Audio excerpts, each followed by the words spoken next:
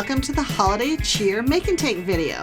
Today we are walking you through the contents of the amazing Holiday Cheer project kit, which I have right in front of me, and we're going to dive right in, open it up, check it out, and get started crafting. Again, this is Holiday Project Kit BD0520, and it is full of amazing Fun Stampers Journey product and card kits and so many fun things. Let's just kind of scoop it all up here. We have our pattern paper pack first, and we're going to be cutting into this a little bit as we go along. We won't need it for the first project, but keep that handy. You're going to need some of that. We've got the holiday cookie stamp set. We're going to be also using that in a minute. And the two pieces that we're going to start with is the Fall Thanks die set and the Fall Thanks ATS. So I'm going to put those right here handy. We're going to use those first, like I said. You've got your postcards in here, which are super fun, especially when you want to recreate these cards and buy more supplies or whatever you need to do. We've got all 4 projects here. And again, this is the one we're going to start with. It's called Give Thanks. And let's take a look at the card kits. You've got 4 pre-kitted cards, so fun.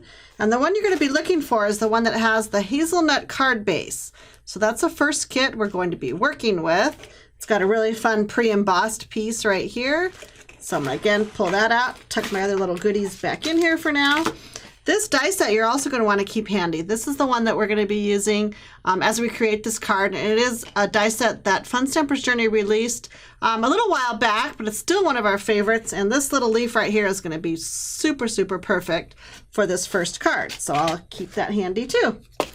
All right, kind of set aside my box there so it's not all in my way. And again, I suppose I should introduce myself as we get started here. My name is Kim Kesti. I'm Creative Director here at Fun Stampers Journey and Spellbinders, and I am, of course, not alone. I am here with the amazing video producer, Roy. Can you say hi, Roy? Yay! I don't know if he has a microphone Hello. or not. There, oh, he does. Hi, how are you? He was just being shy. So sometimes we'll banter back and forth with Roy, and he kind of keeps me on task here as we go right through this make and take video. I sure hope you enjoy it. I always enjoy doing this for you, and I wish we were crafting together, but since we can't be, this is the next best thing, right? I totally think so.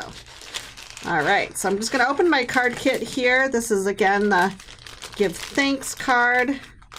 All those little goodies. Our team does such a great job packaging these kits for us. I love it. Put my bag aside, I'll recycle that. And I think we're going to start it on the base of the card, and then we're going to go into the stamping first. So let's kind of get a little bit of the technical stuff out of the way first. That'll be quick and easy. So like I said, this is our hazelnut card base. I'm just going to go ahead and fold it right in half, and I'm using my crease tool here to give it a nice sharp crease. Sometimes I like to crease it and then go back the other way and crease it again. I don't know, I think it just makes my cardstock lay so nice and flat. And then we've got these really fun pieces. So this is the pre-embossed piece. This is created with our Love Stripes embossing folder, but we've done that for you in case you don't have that in your arsenal. But it isn't a cute folder. I think it's one you're going to have on your wish list for sure. So I'm going to go ahead and adhere the embossed piece to this piece of oatmeal cookie cardstock. And you can use whatever adhesive you want. A lot of you I know love the white liner, and I'll probably be using that later as we go along, but just kind of want to center it right here on this fun oatmeal cookie cardstock. And then you've got some really fun twine, and if I do remember correctly, you have 2 different pieces in here. Yes, this is good. So you've got one that's probably a little bit longer, and this is our natural twine, and one that's a little bit shorter. So go ahead and grab the longer piece, and then we're just going to wrap it right around this card base right here. This is like a super easy step, but it's kind of nice to get it out of the way. And you want to wrap it at least 3 times. There might even be enough length to wrap it 4 times, but I'm kind of sticking with 3. And I'm just going to tie it in a knot right in the middle of the card, because it's not going to show later. So you don't really have to worry about where the knot is as long as it eventually will be covered up. In fact, it's going to be covered up by this oval, so that kind of gives you a guide of where to put your little hidden knot there. Kind of tap it down there, and then I'm just going to trim this excess twine away. There's one scrap that's big enough for another project probably. If you're a real craft hoarder, you'll want to go ahead and keep that handy. Okay, so I think I'm far enough along with this guy that I'm going to set it aside, and I'll just kind of put my oval here too. We'll use this when we go ahead and assemble all the rest of the card pieces, but set that aside temporarily. Now I have this Cool Pool cardstock, and this is what I'm going to be using to die cut. So I'm going to do that in a little bit too. And then you've got this fun piece of whipped cream, and I'm going to use this for all of my stamping pieces. So all of the stamps that I need are going to be on this piece right here. So let's get to the fun part, opening our stamp. Oh my gosh, there's something fun about brand new stamps I just love. Now all of our stamps here, if you're new to Fun Stampers Journey, are all really high quality red rubber made in the US of A. And they are indexed, as I will show you as I take this guy apart. So they're all indexed on the back so you know just where you're stamping. And again, the red rubber is such good quality. I'm just going to go ahead and pull all my stamps out. I'm going to get the little acorn. And we've got 2 little branches. We really loaded up this stamp set. This smaller size stamp set we call an ATS. It's like an artist trading stamp. Kind of fun. It works good for small projects, but it packs a lot of punch in its little format. We've got 2 leaves there and 1 of these leaves too. I'm not sure that we're going to use this tiny leaf, but I'll have it handy just in case. And these backer boards are really fun too. These are really heavy quality plastic, and you can just go ahead and put your cling stamp right on here, you know, once you've opened it, and you are all ready to go. So fun way to store them. So we're going to start with the big guy, the thanks. Let me grab my block right here. It's like, where did I put my big block? I know I had it out. Do you guys ever lose things when you're crafting? Here it is. I had to give a big reach. All right. So like I said, it's a cling stamp, so it's going to cling right to your acrylic block. And I kind of use the grid lines to make sure it's somewhat level there. I'm using the word give as kind of my reference point. It doesn't really matter how straight it is in this case because we're going to be using the matching die to die cut it, but you know, it's a good habit to get into. Okay, so we're going to ink this up kind of a little bit different way. First, we're going to use Cool Pool. We're going to ink the entire stamp set with Cool Pool. And then I'm going to use 2 other inks to just kind of tap the edge and sort of give a fun gradient effect. So again, starting with Cool Pool, we're going to load up this guy with ink. Just kind of make sure it's well saturated.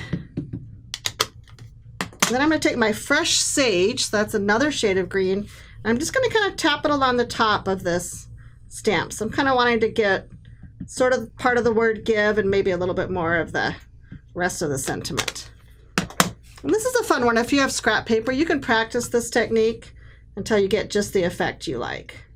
Now I'm taking limeade. I kind of did that fast. Oh, excuse me, lemongrass. I'm taking lemongrass and just kind of tapping the bottom of the sentiment. So now I'm going to have all 3 colors showing, but you will see when I stamp it out here. I guess I'll go this way. And I'm going to just go straight down, stamping, and give myself some nice even pressure. And then lift up. And there we go. So isn't that fun? You've got the dark sage green and then the Cool Pool, which is the lighter ink in the middle, and then your lemongrass kind of poking through at the bottom. So cute. I love that effect. It's really fun for anything that's got a lot of coverage on the stamp. So works best for bigger stamps, because that's what I was trying to say there. Okay, so now we have the matching die set, and this is called the Fall Thanks die set. So you can see that the biggest element here is the actual sentiment. Rory's probably saying, oh my gosh, you're crinkling in my microphone. Let me just kind of line it up here a little bit. Now you could use, you know, kind of a removable tape. Let's see if I have a little smidge of washi tape here. I do. You can repositionable tape or removable tape or whatever you need to kind of hold it in place a little bit. And then I'm going to go ahead and grab my die cutting machine. Got my plates here. This machine that I'm using right here is the Fun Stampers Journey Platinum 6, and it is pretty much exactly the same as the Spellbinders machine. So if you have the Spellbinders die cutting machine, it will work just the same and just as well. Fun Stampers Journey one's just a little bit different color. That's the only difference. You've got these fun orange cutting plates. All right. So just as easy as that, we have our sentiment all cut out, ready to go. Now I'm going to use the rest of this panel. I'm going to use the same panel right here, and I'm going to stamp some of these fun branches. And these we don't have to worry so much about doing a gradient effect. I'll do these in green olive.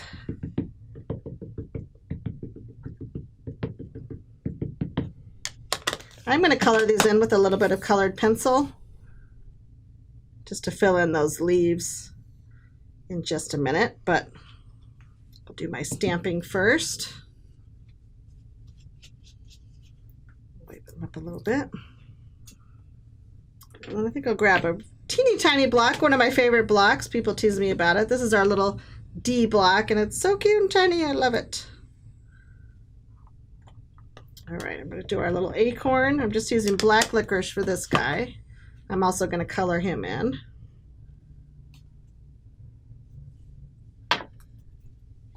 Oops, gotta keep that block handy. And then these two little leaves you have, you can use either one or both, kind of whatever. I think on the original card I only used one leaf and just, you know, repeated it a few times. I'm doing these with green olive also. I kind of like 3. 3 is a good number, right? Gives you that visual triangle.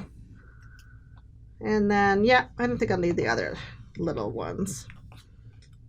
Okay, so now we've got the matching die for the leaves and for the little acorn. There isn't a die for this branch, so I'm going to go ahead and fussy cut that, but I think I'm going to die cut these guys first.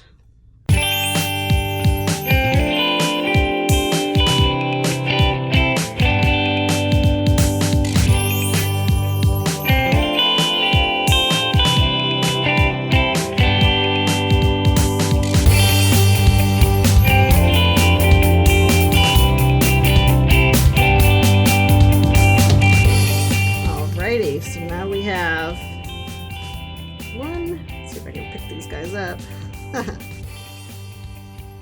2 and 3 leaves and your little acorn. Don't lose your little die cut. Sometimes they're kind of hard to keep track of, so keep those guys handy.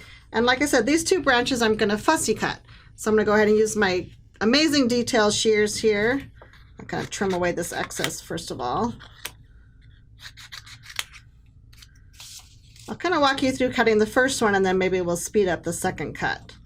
So fussy cutting is really not that hard. I'm not too worried about being exactly super close to these leaves. I just kind of want the general outline. And you'll see that as I fussy cut, I pretty much move the paper with my left hand and just kind of keep the scissors steady in my right hand. So I'm really making my left hand do more of the work and keeping these scissors, you know, pretty steady right here. Hopefully I'm not moving too fast that we can't focus on it, but, and again, leaving some white space around the leaves, then you don't have to be so exact when you're cutting it out. Kind of just get your rhythm and go right around.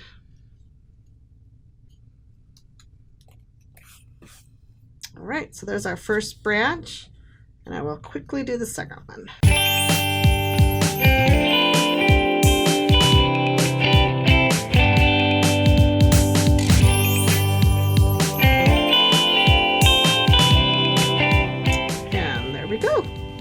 Few little parts and pieces here. So I'm going to try not to lose that die cut there. So now I did say I want to add a little bit of colored pencil accent to these guys, so I'm going to go ahead and do that now. I'm just going to bring in our color burst pencils. So these are our traditional pure color pencils. And I'm going to kind of open them up here all the way. Now these guys are just fine, but I think the acorn needs a little leaven, right? Needs a little brown on there. So I'm just taking this first pencil I'm using is number 39, so it's kind of our lighter brown. This guy's tiny. Maybe I should have colored him before I die cut, but that's okay. I'm also using the lighter brown originally on the little acorn cap, and then I'm going to come back with a little bit darker brown just to add a little bit of shading. So the trick to the colored pencils is just keeping a real light hand, kind of moving in a little circular motion. Now I've got pencil 41, which is a little bit darker brown. And you can see that I'm just kind of coming in, shading a little bit on the edges. Get the little stem. And maybe a little bit around the edges of the actual acorn too. Just add a little depth and a little character to this guy. Then I can come back with my original pencil, and then that'll just kind of smooth those lines out.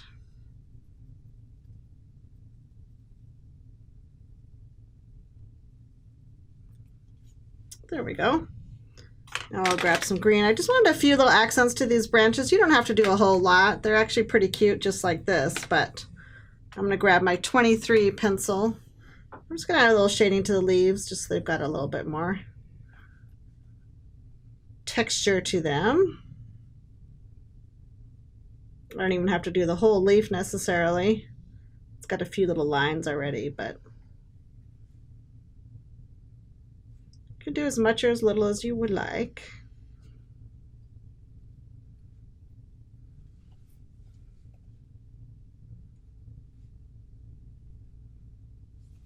These are some dainty little leaves here, that's for sure.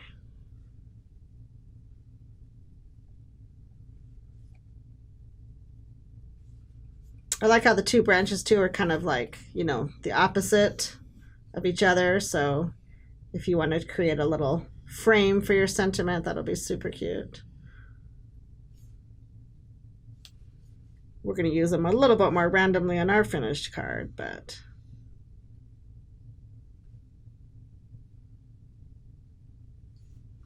okay, like I said, they don't need, you know, tons and tons of extra shading on there. They're pretty cute as they are.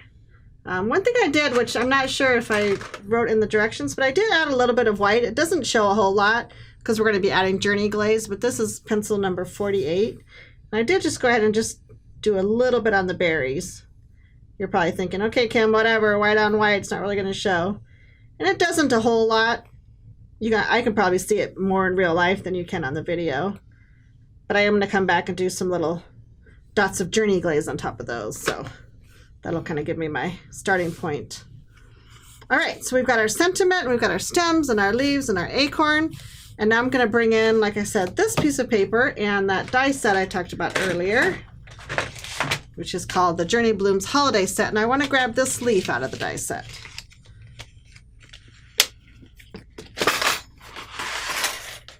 Alrighty. Now what's really cool about this guy is that it not only die cuts, but it also has these extra lines right here, if you can see the inset of the actual die. And those are going to do a cool embossing effect. So I'm going to show you how to do that too. So we're going to want to cut and emboss leaves out of this panel. One thing I noticed when I was reviewing the instruction card, I think that originally these instructions said to cut 3 leaves, but I actually used 5 leaves on my card.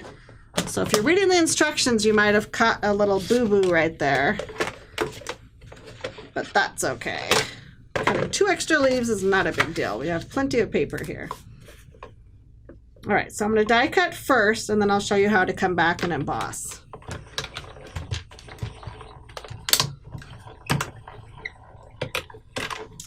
All right. Now I'll do this once, and then, like I said, I'll probably have Roy speed up the video when I do all the other 4 leaves, but I did want to show you this first one first. All right, so actually you're going to want to, I popped it out automatically, but you're going to want to leave the die cut in the die. So see how it's got the embossed lines right there? So there's a little bit different sandwich. And if you look on your platform, it does give you the instructions right here. So if you're following along, or maybe you already figured this out on your own, but this has the instructions for embossing a die. So that's what we're going to do, emboss a cut shape. So we've already cut it, and now we're going to emboss. So you see we have the platform right here, and then you want to put, according to the recipe, the die there, which feels kind of weird to put it right on the platform, but it is the correct way to go. And then you're going to grab your tan embossing mat. Now just make sure your die is blade side up. Does that make sense? Because otherwise it's going to cut into this plate. So you make sure that the blade is side up, and that's the side that has your paper in it. So that's your memory clue. And then you go ahead and put the tan embossing mat on top and your green embossing plate, which it does say right on there, embossing plate.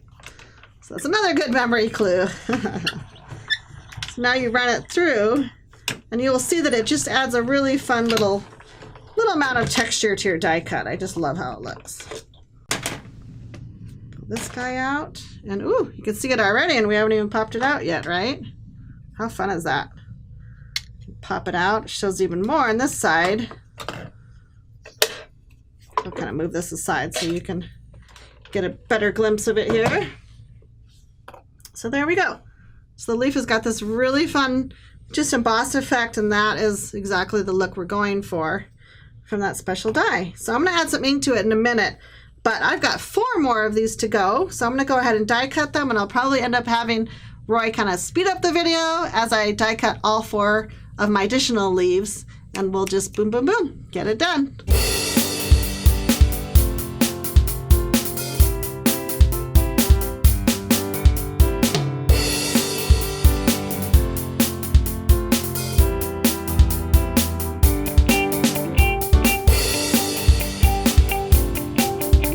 Is my last die cut, and I do have to laugh because Roy teased me. He's like, where's your bloom tool? And I'm like, I have a bloom tool right here.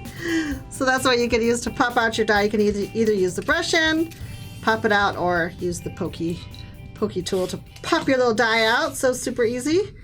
Probably a better idea than using scissors like I started to do. That's pretty funny. All right, so now we have our 5 leaves. That was awesome. And now I said we're going to add a little bit of color to them. And this is just a really easy way to kind of highlight that embossing a little bit more. So I'm going to grab my Cool Pool ink. And I'm just going to go directly from my ink pad to my paper. So it's kind of a direct ink technique, I guess you would call it. So I'm just kind of holding my ink pad pretty level and pretty sturdy, or steady, I should say. Sturdy too, I guess. And just rubbing a little bit of extra ink on there. Now this ink, oh my gosh, I just pulled off my stem. Good thing I don't really need that for my card.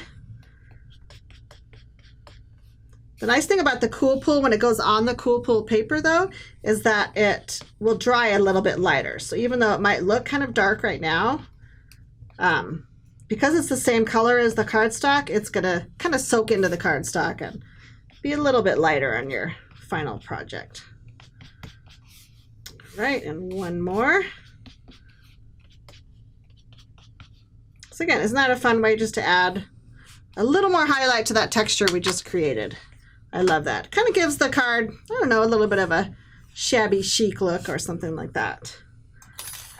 All right, so now we're getting to the fun part where we can start bringing our card base back in and start a little bit of assembly. All right, so we have this original panel that we did, and I can actually start by adding some foam squares. All right, so before I stick this down, I kind of want to make sure that my twine is pretty much centered on my card. So if you need to adjust that, just take a second and do that, just so it's somewhat in the middle there. Add these little medium squares in the back here. Kind of add some fun dimension to our card. You wouldn't have to do this if you're wanting to keep your card, you know, a little more flat. If you're going to mail it to somebody, you don't have to always do the foam squares, but they are pretty fun. All right, so we've got our card base started here. And the next thing you want to do is add your oval that we've pre-cut for you. This is from our Journey Ovals die set. And of course, we're going to pop it up too, because why not? Peel all these little back pieces off. Now you know why we have these little pieces always stuck. Don't crafters always have them stuck to like the front of our shirt or maybe our elbow or who knows what. Okay, so that guy goes right in the middle. And then now we're just going to kind of have fun with our sentiment. We've got our 5 leaves. Got one under here. These, like I said, that doesn't really matter if the stem's there or not because these are going to get tucked in, you know, all around the edges here. I think I'll start with my sentiment. I may go ahead and not put foam squares like way on the end, especially not in the beginning. So then I can tuck things in. Does that make sense? So I'm just putting the foam squares in the middle of my sentiment. And then I could do the little tucking action. And this, you know, pretty much goes centered on your oval here. That looks pretty good. All right, we've got 2 branches. I think we're going to put one on either side. Now, when you come to the branches, you can grab some of our craft glue, which I've got right here, or you can use, you know, adhesive, regular tape runner, or you can even use another foam square. But I think I'm going to go ahead and use some of our Journey craft glue here. Anytime you're adhering paper to paper, the craft glue is really kind of nice. So I'm kind of doing these opposite of each other, like one kind of coming up and one kind of coming down. I like that look. Make sure my end stays tucked in. Let's see, where's my leaf with no stem? I think I'll start with this guy. I'm just putting a little bit of glue at the base of the leaf. I don't really need glue on the whole thing. So I kind of tuck this one in here. Super cute. I think when I originally did the card, I probably started out with 3 leaves, and then I was just like, oh, I need to add more. They're so cute. So again, it's just all about layering. I might even kind of trim this stem a little bit shorter so I can tuck it in under here. That's fun. Trim this one a little bit too. The glue is kind of nice too because it actually takes a few minutes to dry. So if you're looking at it and then you decide, oh, this leaf needs to be tilted a little bit, then you have a little extra minute to be able to do that and kind of adjust your leaves. So I think that's another reason why I like the wet glue. Just gives me a little bit more flexibility to do those fine tuning. Tuck that one in a little bit more. If you don't want this one hanging over the edge, you can tuck it in a little bit more. This will cause a wee bit of a problem if you put it in an envelope, or you could just get a little bit bigger envelope. We do have our scoring board, which makes our own envelopes, and I love to do that sometimes. That's super fun. Okay, so now I've got my 3 little cute leaves here, and I think I am going to put these on foam squares. I'm going to go ahead and do like a little diagonal cut, because I do kind of want these to pop up amongst my sentiment here. So we'll do one kind of up here by this T. Under, over, I guess it doesn't really matter. Just kind of tuck it in there.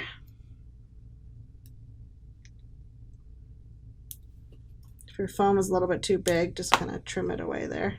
I like to trim my foam squares like in half or quarters. Because we do have our smaller ones too. Those are fun. A little leaf there. And one more.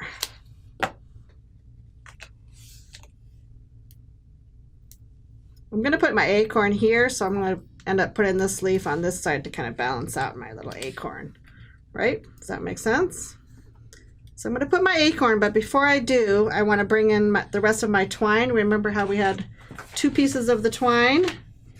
So I'm going to bring in my other piece that we hadn't used earlier.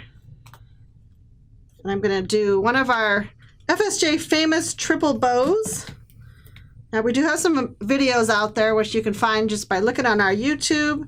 I'm going to do this one, but if I go too fast and you want some extra practice, go ahead and check out our YouTube channel and it will tell you how to make the triple bow. So what you do is you go ahead and start kind of leaving these 2 fingers available. So I'm holding it with my ring finger and my thumb, the end of my twine. And then I'm just doing a fun little figure 8 right here with these 2 fingers. That's why I kind of left them handy. And then I can hold this a little bit closer to the end here if I want. And then I take the remaining part of my twine and I go ahead and dive, what I kind of call dive right into the well. So that's that space that you have, that you created with your V of your fingers. So dive into the well and kind of pull that, not all the way tight. You still have that loop right there. And then you want to dive into the well again of that loop. Okay, that's what creates your knot. So like I said, if that's a little bit too fast, then you just pull your string tight. See how it's got a little knot there? Hopefully you can see that. I think so. And that's what creates your knot to hold your loop in place. I'll try to hold my hands still so Roy can get it focused there. Perfect. So there's your little knot. And again, you can watch that triple bow video on our YouTube and practice. It even works with thin ribbon. It's super cute. So what you end up with is a really fun loopy bow, but you only have the 2 ends. So instead of, doubling up your twine and having so many extra ends out, you just have the 2, and it's just perfect if I do say so myself. Now again, I'm going to use craft glue to put this in place. You could use a glue dot, that would work too, or whatever adhesive you would like. So I'm just kind of tucking my bow in here. I'm going to use the paper to help hold it in place a little bit. And I can kind of adjust it. So isn't that cute? Just a little fun bow at the end of our sentiment there. And once that's in place, then I can use another little half a piece of foam square here to put my cute little acorn. I'm going to kind of pretend like my acorn is tied on with this twine, right? Does that make sense? And kind of place it right there. And you can kind of, once it's dry, you can kind of fluff this up a little bit more if you want it a little fluffier. So that's fun. We are almost done. The card actually looks super cute as is, but we do want to add a few more little sparkly elements to give it that fun little extra glamour. So we have these fashion gold elements that were in your kit. And you do have quite a few extra in here. You won't need them all. In fact, we might even use a few for a different card. So kind of keep those handy. But I'm going to use a couple of the largest. They come in 3 sizes too, which is so fun. Because it gives you that fun little coordination here. I kind of like to scatter my dots. You can look at the picture also on your postcard to kind of see where you want them placed. I kind of like them scattering around. It kind of causes the eye to move around the card a little bit. Just kind of, so they're kind of poking out all over. Maybe I'll put one extra down here. So again, kind of use your best judgment. Use as many of these as you want until you're happy with your finished card project. All right, so I said I'm going to add journey glaze. Now this part is going to be optional. You don't necessarily have to do this, but I do have our journey glaze right here. You can tell my bottle's been well loved. But I just thought I would add a little bit of dimension to these little berries that are on this vine here. So all I'm going to do is put a little dot of journey glaze. Now journey glaze is dimensional, so it's going to kind of hold its shape. So I'll kind of show you how I just lay a little dot down where each of these berries are. And again, you don't have to do this step, but it is really cute when it's dry. And like I said, the journey glaze is dimensional, so it kind of holds its shape. It's got a little domed effect. I'm going to try to hold the card a little bit sideways. Can you kind of see that on the video? I think so. So it just adds a fun little cute dimension to our berries. Oh yeah, you can kind of see it right there. And it dries clear, but it still will keep its shape and have that little dimension. So that's just one extra little step you can do. And again, optional if you don't want to do it. Either way is just fine. But just like that, we have got our first card project finished. Way to go, guys. Way to go, crafty friends. You guys did an amazing job. Again, if you did put journey glaze on that, it's going to take a few minutes to dry. So I'm going to set my card kind of aside so I don't bump into it and ruin my little berries. And then we'll get started on card number 2. I'll go ahead and leave this kind of here in a little freeze frame if you're not quite caught up. You can go ahead and finish this card and we will be right back.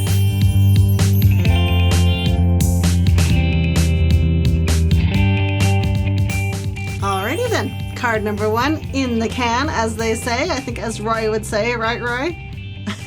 In the can, that's correct. In the can, all right, cool. Okay, so I've got our postcards. I'm going to grab those out, and I think this is the next card we're going to do. This one is called Merry and Bright, and it has some really fun colors to it. Just kind of makes your Christmas a little more sparkly, I think. So let's check out what we need to grab for this one.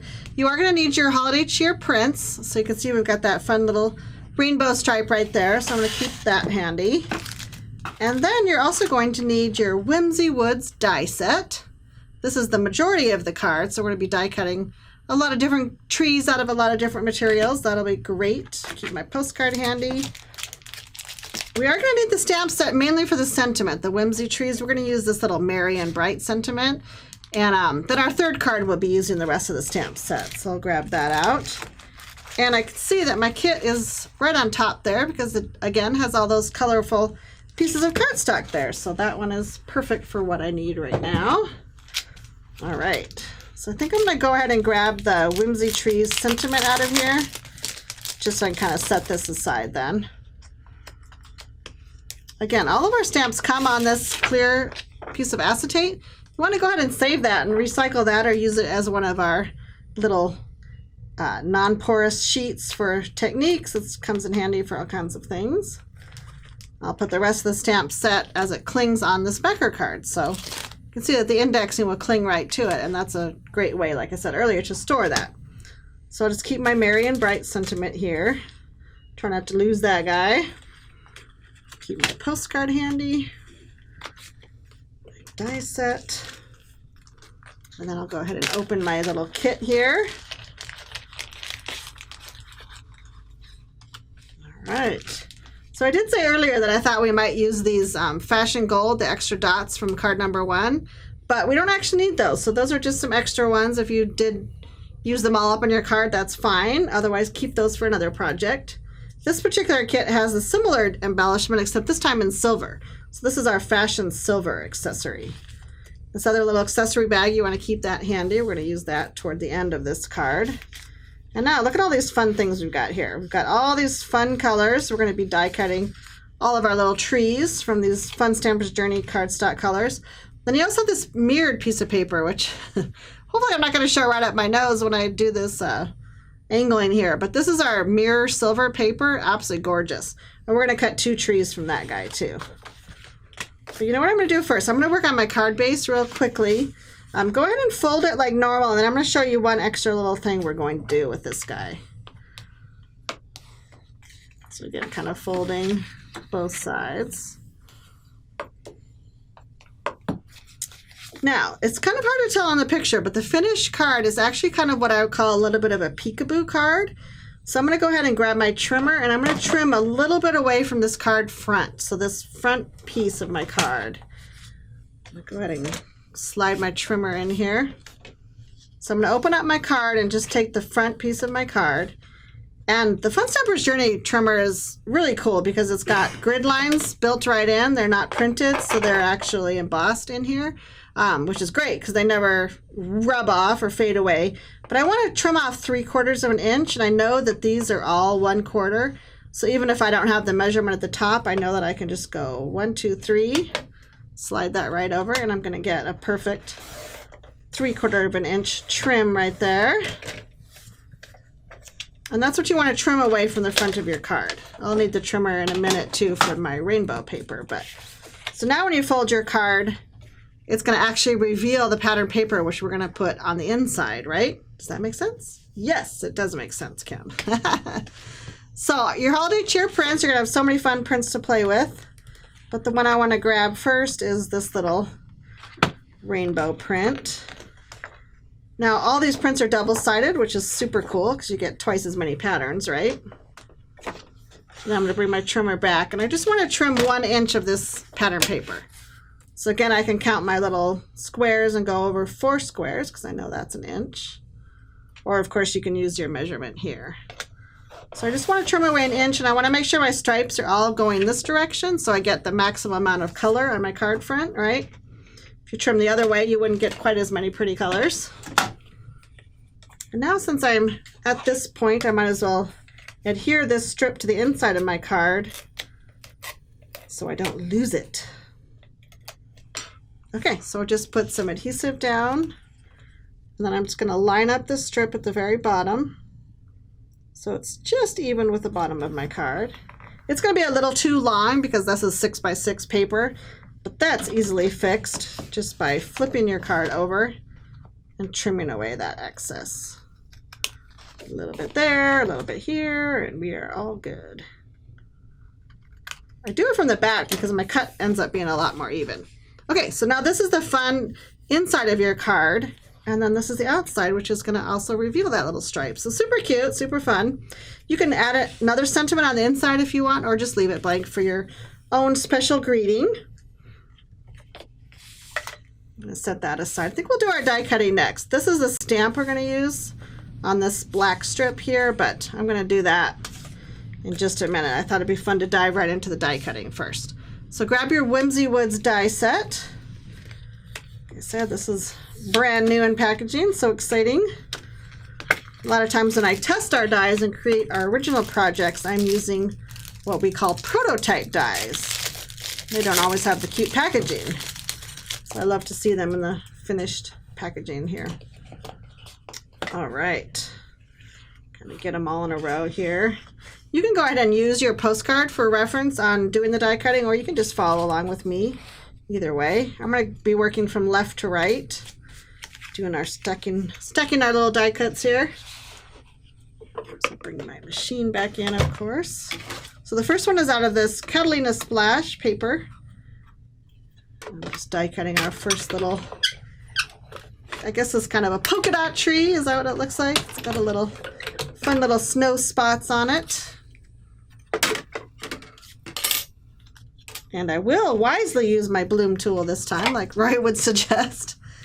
And this is the perfect time to use your little brush end of your bloom tool, and then you just kind of rub it across your die, and all those little chads or little pieces will pop right out.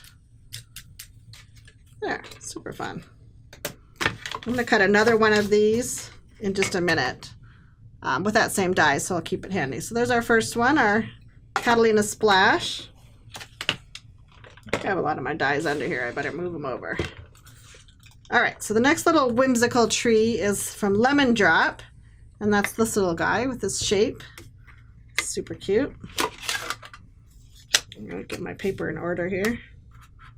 These guys you don't necessarily need to tape down. You can if you want, but I think we've given you plenty of room on your cardstock, a little piece of cardstock there. So here's our Lemon Drop tree. So cute! And then that centerpiece should just pretty much just fall right out.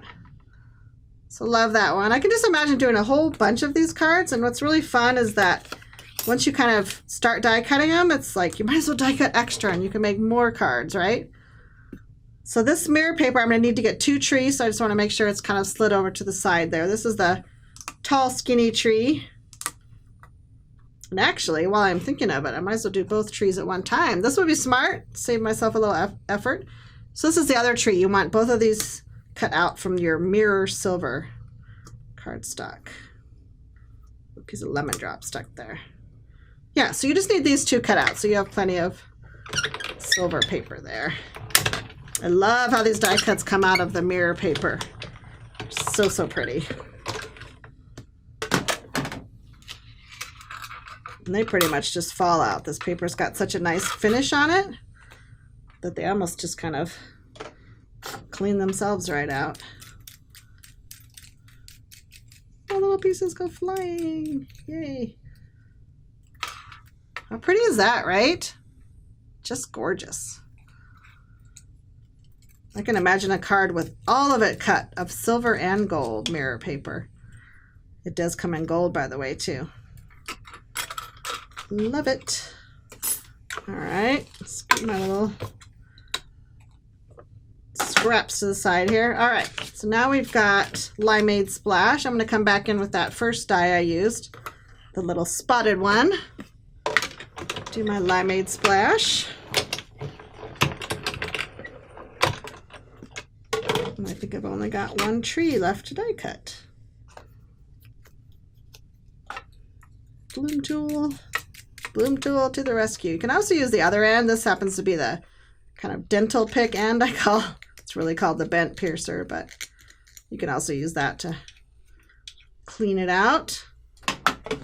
All right, we have 1 left. We're going to do a pink watermelon fusion tree. Ooh. Clean all my little scraps off.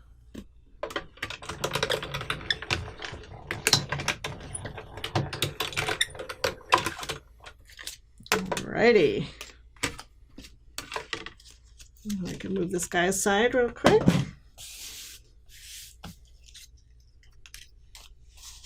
All right, now you might be saying, Kim, you have 2 pieces of paper left. And yes, indeed, we do have 2 pieces of paper left. But we're going to be using that in just a second. Kind of line up our trees here for you. Our fun little dies. And don't forget you've got your tiny little star die, which is so cute. We're not using it on today's card, but I love that little guy. I can imagine putting stars all over the sky. It would be super fun. All right, so we've got our, again, following your postcard if you want. Kind of coming along here. Now, when I first was designing the card, I was like, oh, the silver is really pretty, but I did feel like it needed a little more oomph behind it. So this is kind of what I did for the next step. I went ahead and grabbed some of our craft glue. And I'm going to go ahead and adhere this guy down to my rich coral cardstock here. And then that's just going to kind of back this die. Because these 2 dies are really simple and angular, it's going to be easy to go ahead and trim around it once it dries real quick. I might spread it with my finger a little bit just so it doesn't have a lot of excess glue on there. And again, the craft glue that works really good for this because it's going to hold it nice and sturdy. It's going to dry clear. It's not going to have a lot of, smudges left on your paper. Kind of try to get the edges, the corners. Not too worried about all the little inside spines on this one.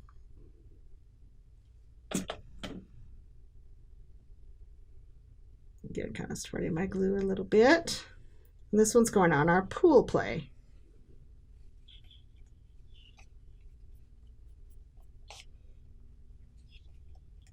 So again, kind of press it down a little bit. Make sure it's getting adhered there. I'm going to go ahead and let those dry for just a minute or two before I trim the excess cardstock away. So I'll kind of put those guys there to dry for just a minute. I'm going to bring my card front back in. And before I add my trees to the front here, I have to do some inking. And before I add my sentiment. So I'm going to do that now while those guys dry. Make good use of our time here. So what I have here is one of our Fusion ink sponges. And I'm going to go ahead and cut it. It comes in I think it comes in a 3-pack. So you get lots of use. But I like to cut these in quarters, especially when I'm doing ink blending, because I just get so much more, again, bang for my buck out of this guy. So I'm going to go ahead and open my Pool Play ink, and I'm just going to dab my Fusion ink sponge into the ink. And I'm just going to create a real soft, pretty background here. And this is just going to be a nice little background for my trees to pop up against. I may have Roy end up speeding up this part of the video, because there's really no special technique, just kind of using your sponge in a circular motion and adding as much ink as you need to create your pretty little sky.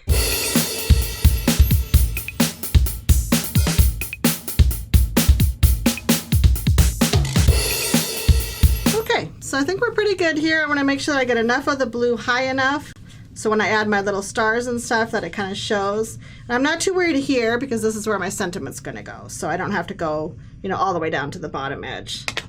So I feel like that's pretty. It's got a nice little glow to it.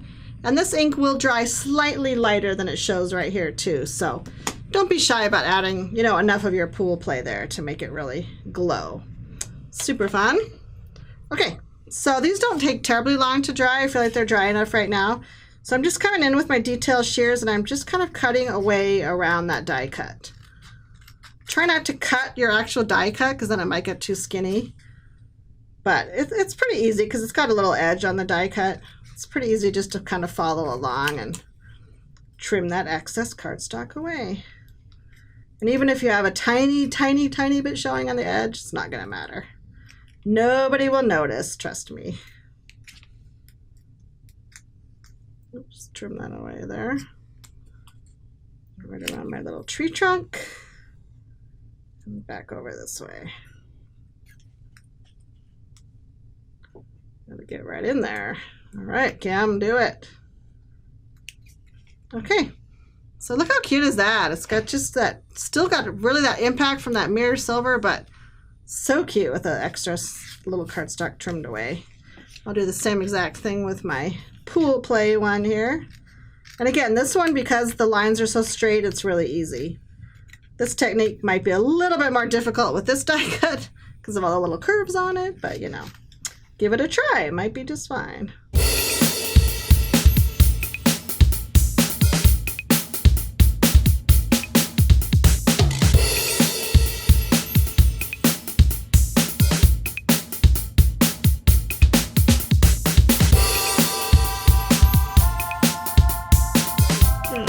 One more little cut, and there we go.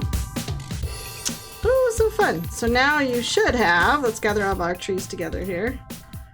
Kind of put them in order again.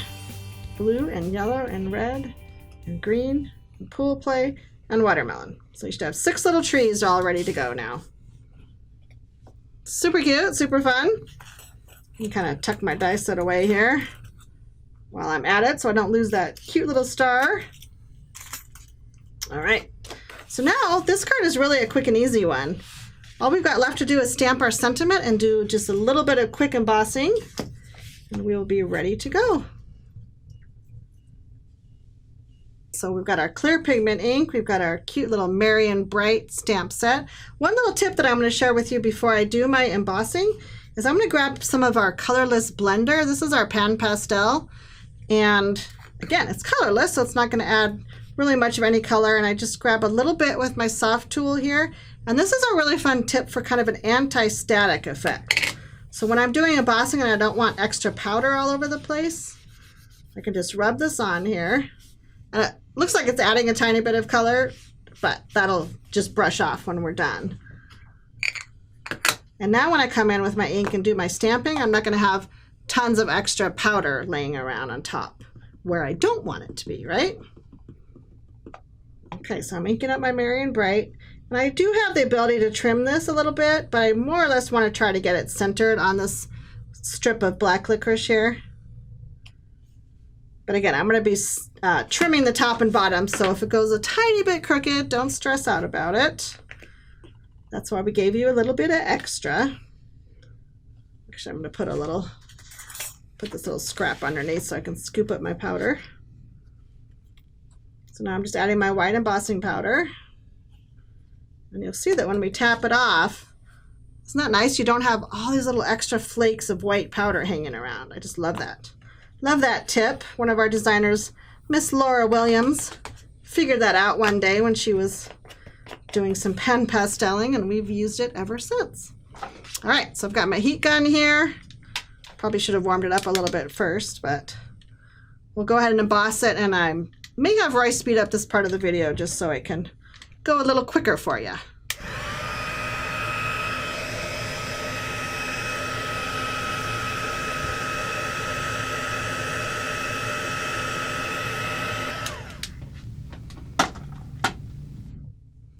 And I always say when embossing, emboss till you think it's done, and then emboss a little bit more. So that's what I just did right there. All right, so like I said, this panel is just a little bit too tall for what I want on my card. I think mine's ended up pretty straight. I can see it's going uphill a tiny bit. So this is your chance now to bring your trimmer in, and if yours is a little bit crooked or whatnot, you can just trim it, straighten it all up. So since mine's going uphill, I'm going to tip my paper just a tiny bit. I also like to use the edge of my trimmer right here as kind of a straight edge. So it's kind of my little tip of the day there. All right. I'll do a little bit off the bottom too. I think you want your finished strip to be right around a 1/2 inch tall.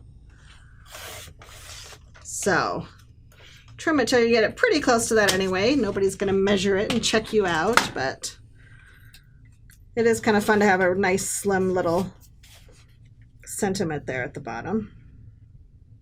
And now I'm going to line it up right even with our cut edge, right? We cut that one earlier. Add a little bit of adhesive. This actually would be kind of a good time to use your craft glue too. You could use that to adhere this on. Like I've got my tape runner here, so I'll use that. And again, kind of lining it right up.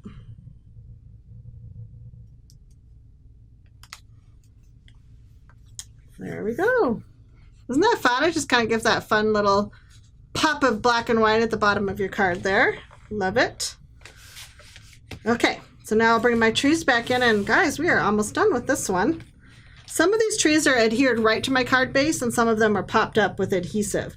So I'll kind of walk you through that as we go. The very first one is our Catalina Splash, and it's just glued straight down. What's nice about having the sentiment strip on now is that we kind of use that as our ground or our floor. And we make sure all of our trees are lined up nicely. My glue goes rolling around. You want this guy pretty much right to the edge of your card. You want to have room for all 6 of our trees, so get it lined up there. So pretty much straight with the bottom and right over here to this edge. I'm going to skip to do the same exact thing with my watermelon fusion tree. I'm going to go right over here at this end and glue this guy down. Just helps me get all my trees lined up and in order. I love how bright and colorful this card is. I think it might be my favorite one out of all 4. I don't know. I can't decide.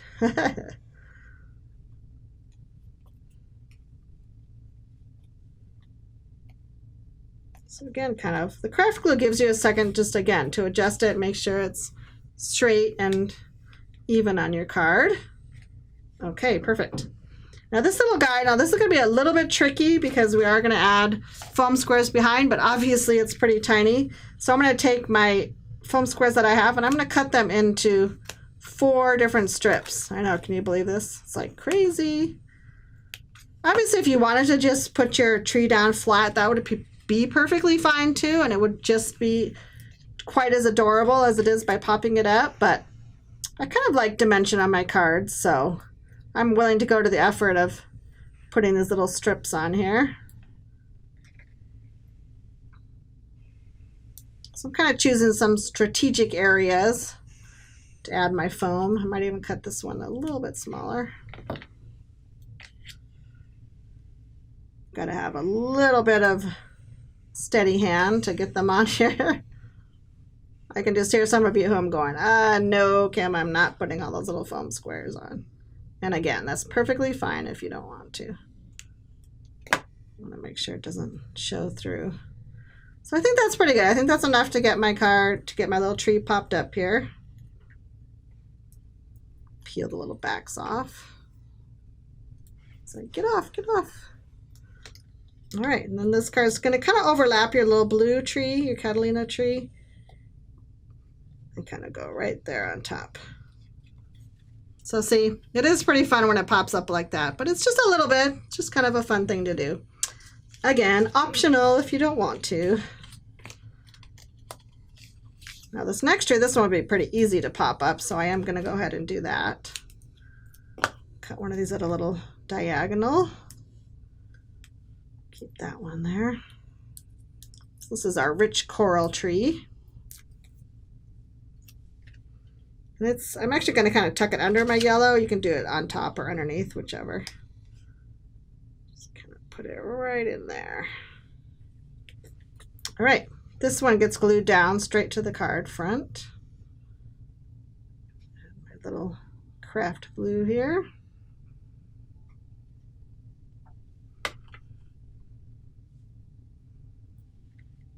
And again, this is going to kind of tuck underneath my rich coral tree a little bit there. Make sure I don't have too much glue around.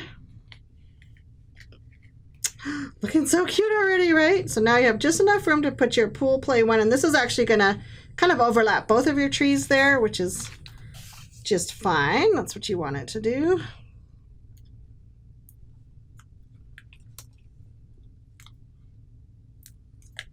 Got one more little piece. We do love our foam squares here at Fun Stamper's Journey, that's for sure. All right, and like I said, this one kind of overlaps both trees here. Just line it up with your sentiment strip and you will be good to go. Oh, it's so fun already. It just needs a few little embellishments to finish it off, but isn't that just adorable? I love it already. Woohoo! I'm kind of crazy. Gotta admit. Okay, so now you have your little strip of silver, fashion silver right here. And again, you have extras. You can use as many or as few as you want. But I also thought it would be fun to add some of our cut rhinestones, and that's what you're going to find in your little bag here. So there's some of the little cut rhinestones and then some fun little adhesive stars too. So I kind of was picturing a little bit of a starry night, like maybe the sun's just going down. I have to create these little stories, you know, for myself. And this is what's happening in my little town. I kind of try to space my colorful stars away from their color trees, so I don't want to put the green star by the green tree, so that's going to go over here. Put my lighter green one kind of way up here. My red one over here. And again, use your own judgment, use your own, you know, eye there to get them just where you want them. I love the little rhinestones. I thought they were fun for giving that little sparkle. So I'm just scattering them around. They're self-adhesive, so I love that about them too. So cute. A couple more silvers. Put a little twinkle up here. You could just see Roy laughing over there. He's like, okay, you got it going on, Kim. That's right, I do. Let's see, one more little one. There's nothing like bling. Nothing like bling, right? Not on Christmas. I mean, look, Can't it have just too much adds bling. to the finish. I mean, it was super cute before, but it's even cuter now. That's what I'm saying. Look how fun and sparkly. Plus with the mirror paper, I mean, that's really what adds a lot of pizzazz to this card. Super fun. So I'm going to go ahead and leave this card right here, kind of frozen in time, so in case you're not quite finished with it. And guess what? We have got card number 2 done and ready to go, and we're going to move on to card number 3 in just a moment, and I will be right back.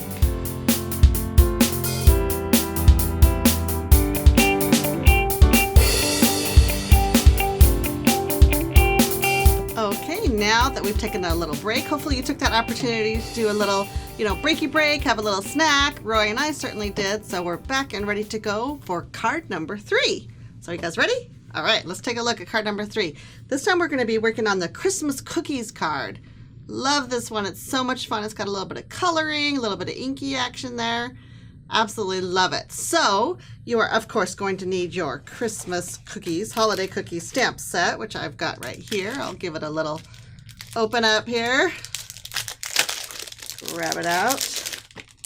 And the card kit that belongs to this guide looks like this. So it's basically got your cool pool panel, a bunch of white cardstock that we're going to have fun stamping and inking, and then these little kind of aqua embellishments in here. So that's the kit you're going to be looking for this card. And let's go ahead and pull that apart too. I'm going to carefully not lose my embellishments, hopefully. So I'll set them aside over here. All right, so now we've got our main panels.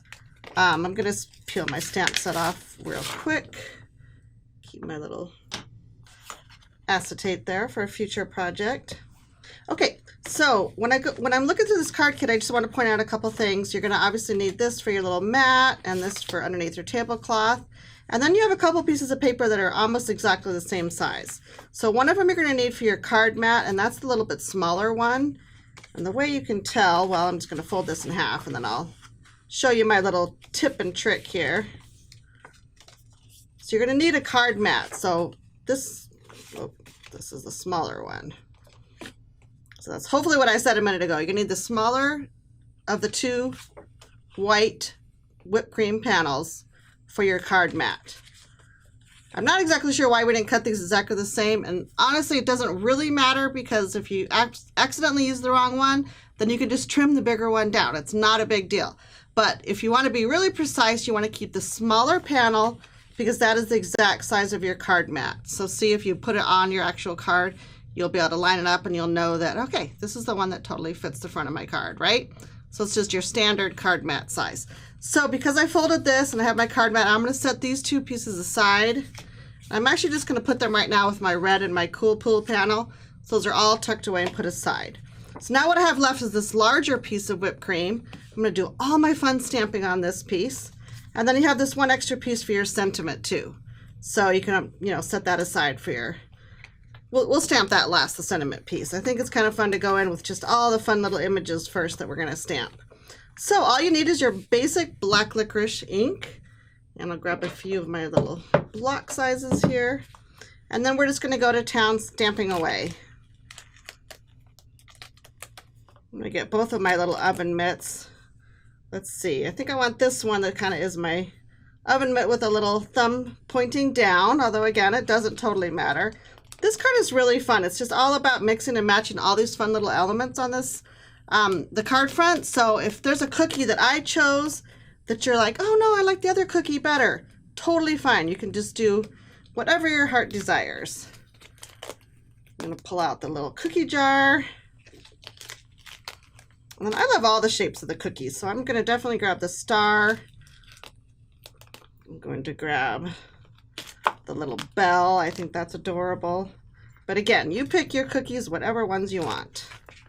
Gingerbread guy, love him. So I'm going to kind of lay these out, and then I'm going to pause the video just for a second so you can see, again, which cookies I chose, and then you can make your final decisions. I think the little candy cane is a must-have. Bring the snowflake back in here too. And then there's a lot of really small little accessory pieces, which would be super fun just to stamp. I went ahead and grabbed this little holly leaf out because I thought it would be fun to decorate the oven mitt. I'm going to pull my sentiment and just set that aside. Of course, we need the rolling pin. Let's see, the heart cookie, by the way. How cute is that heart cookie going to be for Valentine's Day? I can just see this whole set, especially with the oven mitts with the little hearts on them. So cute. Let's see, I think I've got all the ones that I need. So again, let me kind of lay them out here. These are all the pieces that you're going to want to stamp on this whipped cream cardstock. So it is just kind of an extra little tip too to kind of lay them out here. There should be plenty of room to stamp all the things you need, but again, you don't want to start stamping and then decide, oh, I'm out of room. But the good news is it's just good old whipped cream cardstock, which I know most of you have a big old stash of it in your craft room. So if you don't have quite enough room on this panel, just grab any of your whipped cream cardstock and you can use it instead. But again, let's check this guy out. I'm actually going to have Roy just pause the video there real quick for 1 second so you can look at what stamps I've pulled. Again, make your final decisions, and we'll be right back to start stamping. So we are all ready to start stamping right now. I'm just going to take each of my stamps that I have laid out there and just stamp them one by one. Kind of a little bit leaving the other ones in place. I might have to move them aside a little bit.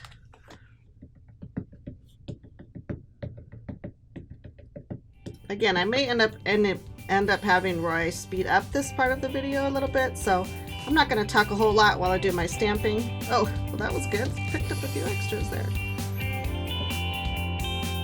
You guys have got this part under control for sure.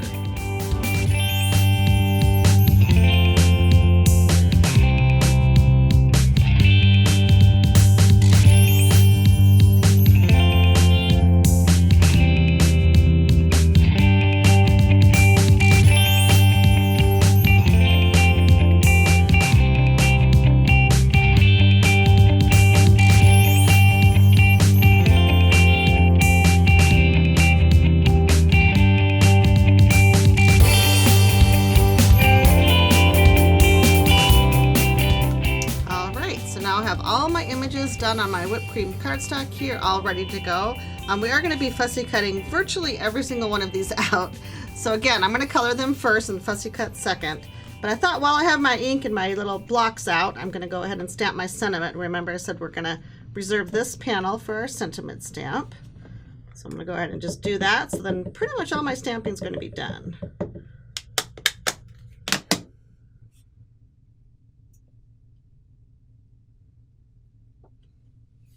So cute. And how true is that sentiment, right? All you need is love and Christmas cookies. Everyone looks forward to that time of the year for sure. All right, so we are going to do a lot of coloring right now. I'm going to bring in my Color Burst pencils. These are the ones I chose to do, although our Color Splash pencils would be super cute too. So I know you guys are going to have fun no matter what method you choose to color these guys. But I'm just doing our standard Color Burst pencils. And I'm going to just go through and color, and again, maybe we'll end up playing some, you know, fun Christmas music or something like that. And you can color your images as you go along, and we'll both just have a nice little coloring little jam session here. I guess we'll call it that, okay? All right, I'll show the colored pencils numbers as I go along so you can follow. But again, it doesn't totally matter what color you choose to do your artwork.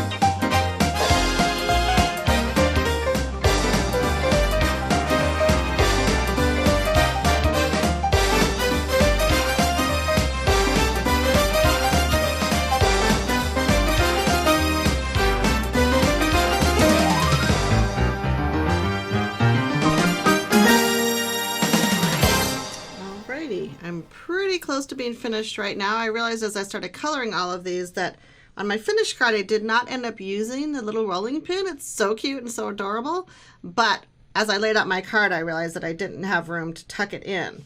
But if you want to color it and wanted to add it to your card, of course you're able to do that too. Now I'm going to go ahead and start fussy cutting all of my little elements. You can see that when I do my coloring, just as a couple little tips, a lot of times I'll use the same pencil, and just by applying different pressure, I get the different looks of the pencil. So a lot of times I'll start really light, and then I might go around the edges and add a little darkening, add a little, extra little embellishment. But these pieces truly are so tiny that, you don't even have to be an expert colorer, and they're going to come out just adorable. So I'm going to grab my tiny little detail shears, which of course are my Fun Stamper's Journey excellent detail shears. And I'm just going to start fussy cutting around all of my images. And again, we may end up going ahead and speeding that up in the long run, just so you don't have to, watch me do it so painfully. And of course, I want you to take your time and take whatever time you need to cut your elements out. I'm also going to cut the sentiment out while I'm at it. So enjoy your fussy cutting.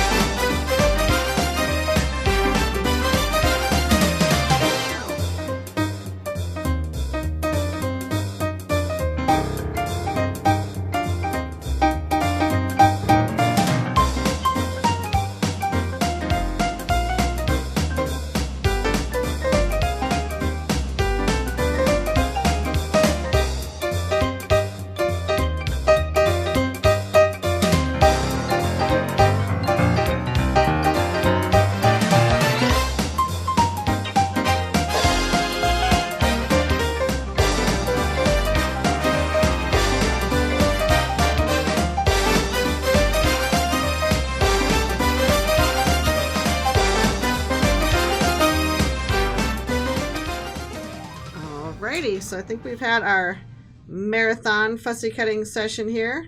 I'm going to go ahead and have Roy just kind of freeze this for a moment so we can get the last picture of all the little elements you need. And in case you are not quite a fast fussy cutter as I am, take your time, finish all your little elements, and I will be right back.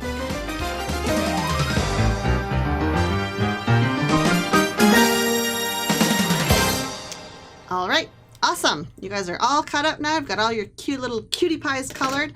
I did decide once I got these all finished that I was going to add just a tiny bit more shading to my cookie jar. So I'm grabbing my pencil 24, and this is super light, similar to how you saw me do the cookie sheet right here. I'm just going to add just a little bit of shading in the corner. I kind of want this to look like maybe like, you know, one of the ball jars or one of the blue tinted jars that Grandma might have had. So I'm doing a little on the bottom and then just a little bit of streaky shading. It's not a ton and it doesn't even matter that much, but you know, might as well go for it while we're in there coloring. Okay, so the next step now is to go ahead and grab craft glue. That's what I use. We're going to put some of our cookies inside this cookie jar. I want to do that right now so it can kind of be drying a little bit while we're working on the rest of our card, finishing and assembling our card front. So I went ahead and grabbed my, and you can pick and choose whichever ones you want. I think this one's going to go on the cookie sheet. We're going to put some in the cookie sheet and some in the cookie jar. Put the star in here. Maybe I'll put the snowflake in the jar. And I think gingerbread guy, he's so cute. He's going to go right on top. And actually, I think I need to color his buttons black. Don't you think they need to be a tiny bit darker? Where's my black pencil? Excuse my reach here. So this is 42. Number 42 is just want his little buttons to look a little bit more like raisins. You know, you could come in and fine tune these little guys for hours and hours and make them just perfect. Okay, so again, just using my craft glue, I'm just going to kind of glue them in place here and they can dry for a couple minutes. And it's okay if they're kind of layered on top of each other. You kind of want them to look a little bit like they're, you know, falling down into your cookie jar.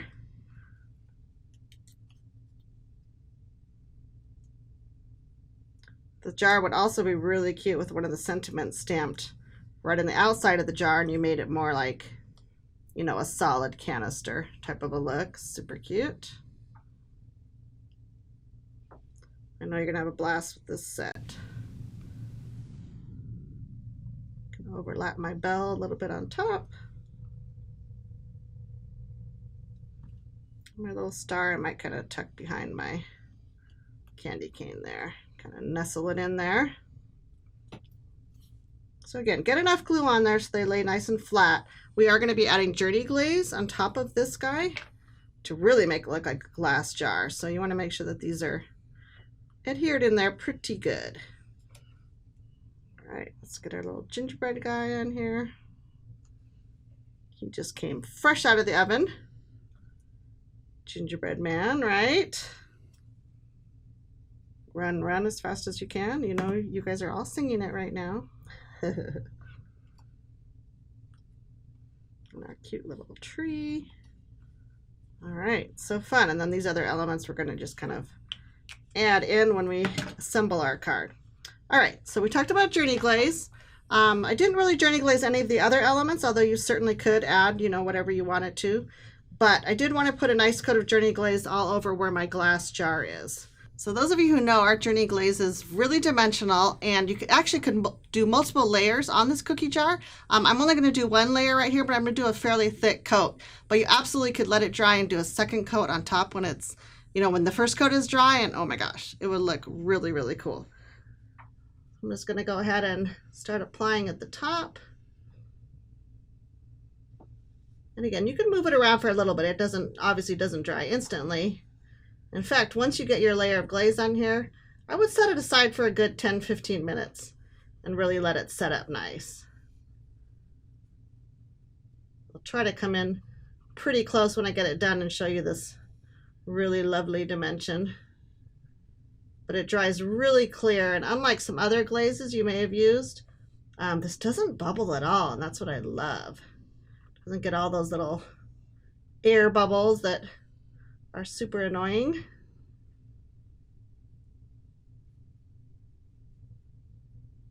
So again, going right to the edge of the jar, and because it does have that dimension, it's not going to, you know, run off and run all over my paper. Cardstock. Okay. You can see I'm putting a pretty thick coat on, making sure my cookies are all covered because we want them to look like they're under glass. And I wouldn't say you can put it on, you know, an inch thick or anything, but I'm doing a pretty thick coat here. And as I kind of squeeze more on and add it on, it also has a self-leveling property, which is super cool. So it'll kind of level itself out. All right, I think I have enough glaze on there, so I'm gonna very careful. What you don't want to do is pick this guy up and tilt it so, you know, the glaze really runs all over. But I'm gonna gently kind of pick it up a little bit so I can turn it. So you can see how that glaze has kind of built itself up on the edges there. And it's got that really smooth glossy finish. Oh my gosh, I just love it. Okay, now your biggest trick I think is gonna be putting this in a safe place so it can dry and you won't accidentally, you know, lay something on top or put the edge of your hand in it or something like that. So I'm just gonna move mine up quite high off my little video screen here and let that guy dry really good. Okay, these guys are a little safer. I can kind of leave them here. So what we're going to do now is we're going to work on the base of the card and assemble that. That'll give time for the cookie jar to dry. I'm bringing in my colored pieces and my card base and my mat that we had earlier. So I'm going to work on the mat first. I'm just going to add a little bit of color to the background. Typically I would do this like in a pool play or a blue color, but I thought, you know what, our kitchen has kind of got a warm vibe, so I'm going to try something a little bit different, and I'm going to use bubblegum ink to do the background here. Now I want it to be really soft, and remember we had that sponge out earlier we used. I just used another piece of that. And so what I'm going to do is I'm going to put a little bit on my Fusion ink sponge here, kind of brush it off a little bit on my mat. And then what I want is just a really soft little rosy glow back here, right? Does that make sense? Be sure not to get it too heavy. But the ink will dry a tiny bit lighter than it's showing now. And across the bottom of the card we have our table and our tablecloth. So I'm kind of aiming for the middle of my card panel here. Kind of going all the way to the edge. So again, just kind of that soft, rosy, warm, kitchen-y glow. I want to get it high enough so when I put my cookie jar back in here that I have a little bit of the rosy coming behind the cookie jar.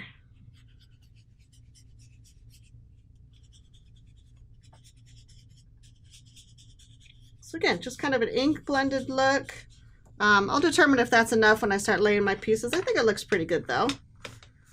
Kind of got that look I'm going for. All right, so this is going to go on our card base, but before we do that, we're going to go ahead and add some fun elements to this guy. Let's see. Trying to decide which direction to go first. I think we'll go ahead and adhere this guy first. Trying to see what makes sense. So let's go ahead and add our cool pool panel to our cute little candy apple panel. And this is going to become the first part of our card base here. And now we're going to go ahead and grab your pattern paper from your kit. Let me grab mine out of my box here. So you're going to want to grab your Holiday Cheer prints again, and this time we're going to make a fun little tablecloth. So you're going to go for this gingham paper. There it is. You'll need a piece of this guy out. He's going to become our base for our table. We do have measurements in the instruction right here, and I'm just going to refresh myself too. You're going to want to trim this to 5 1/4 by 3 inches, this piece right here. And again, those measurements are on your postcard.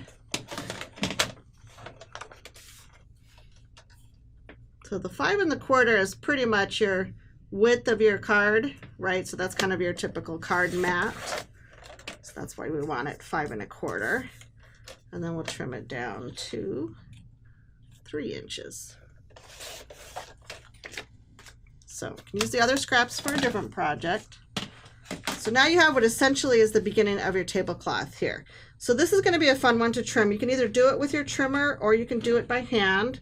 I think I'll bring my trimmer back in and kind of show you my method.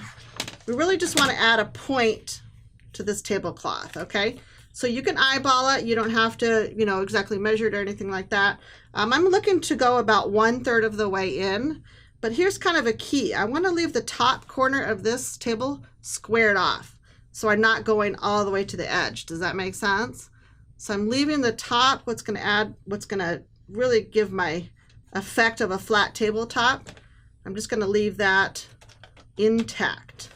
You'll see a little bit better once I cut it. So see how I have my top edge of my table? That's basically what we're going for.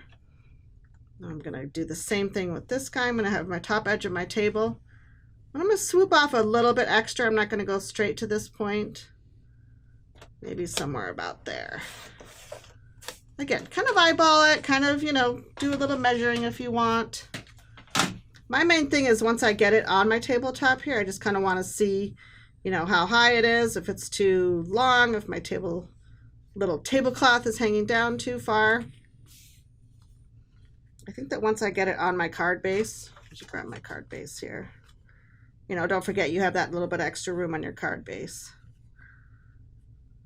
I think mine's a little bit too high, so what I'm going to end up doing is just trimming a little bit steeper of an angle here.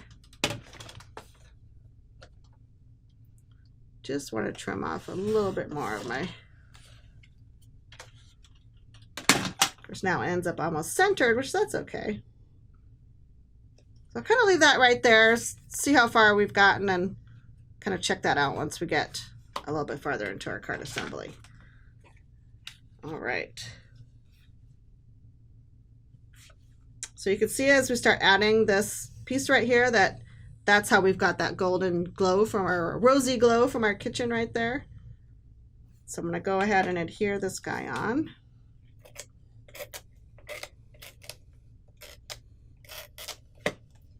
And then we're going to trim away the extra white cardstock that we don't need. And I'm just going to use my regular pro shears for this guy. Let's trim that white away. And that white away. Okay, so what we've essentially created is just this fun little kitchen table, kitchen countertop even, I guess it could be. And this guy's going to fit right on top of here. And the only part of this mat that's really going to peek out is these bottom two corners. So that's kind of, I guess in my mind, the rest of our kitchen area right here. So we can go ahead and adhere this piece to the red panel. And again, you want to just have it all lined up so it completely covers that red edge of the mat in the background.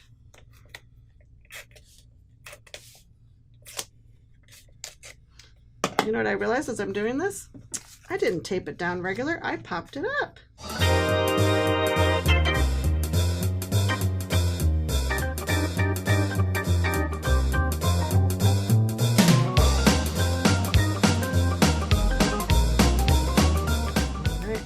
In now, like I said, covering up all of that mat on the top and the edge. So see, there's nothing peeking in the edge. And then we've just got our tablecloth and our table base and everything's good. Now when I adhere this, like I said, to this card, I don't need to use dimensional adhesive. I'll just use my regular adhesive.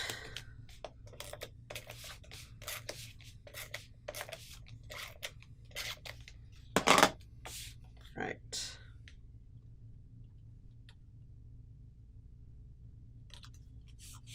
And so fun, so close, it's looking awesome. So now really all we're gonna do is have fun layering these little guys up. I'm gonna check my cookie jar, see if it's quite dry yet. Bring it back in so you can take a look. It's not quite dry. I think I don't wanna touch it quite yet.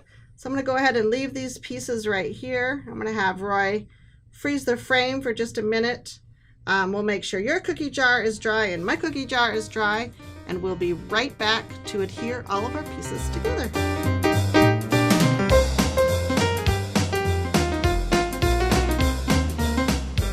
Okay then, how are we doing with our little cookie jars? I think mine is sufficiently dry that I can start adhering all the little bits and pieces on my card.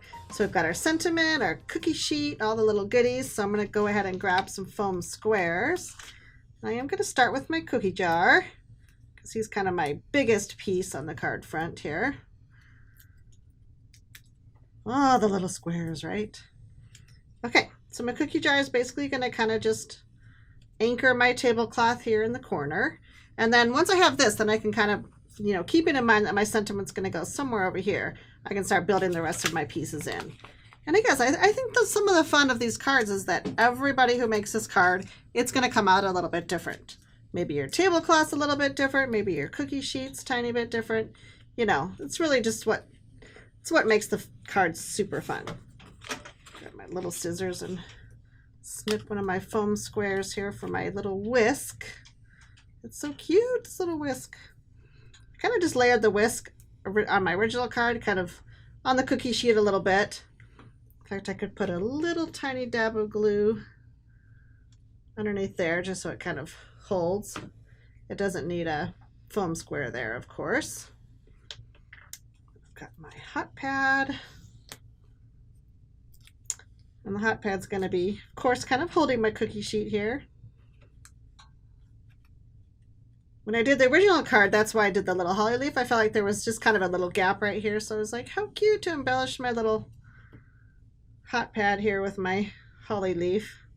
So I'm going to go ahead and use craft glue just to add that right on the edge too. Again, I don't really need a foam square underneath that part. It'll stay up just fine.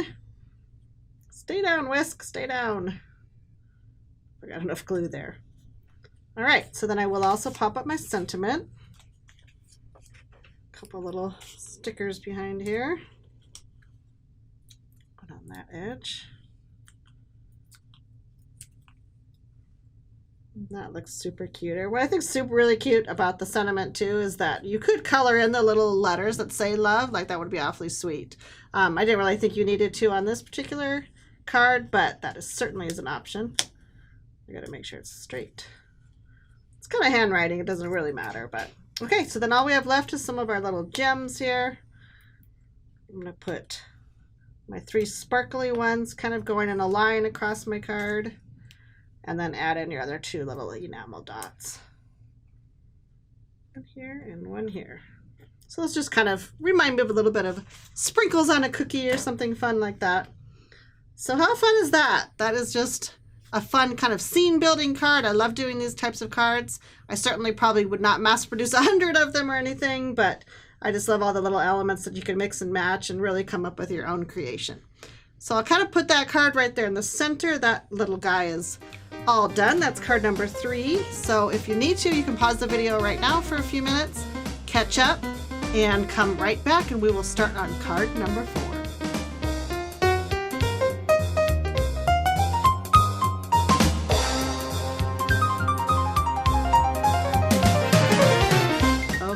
Welcome back, and we are ready to kind of get into the end of the program here with our very last card, card number 4. I know you guys have been doing awesome. You've been doing so great. So let's dive right into this last card. So you obviously only have 1 card kit left in your box, and so I went ahead and already pulled mine out here. I'm going to unpack it in a second. And for this finishing card, we're going to need the Whimsy Trees stamp set.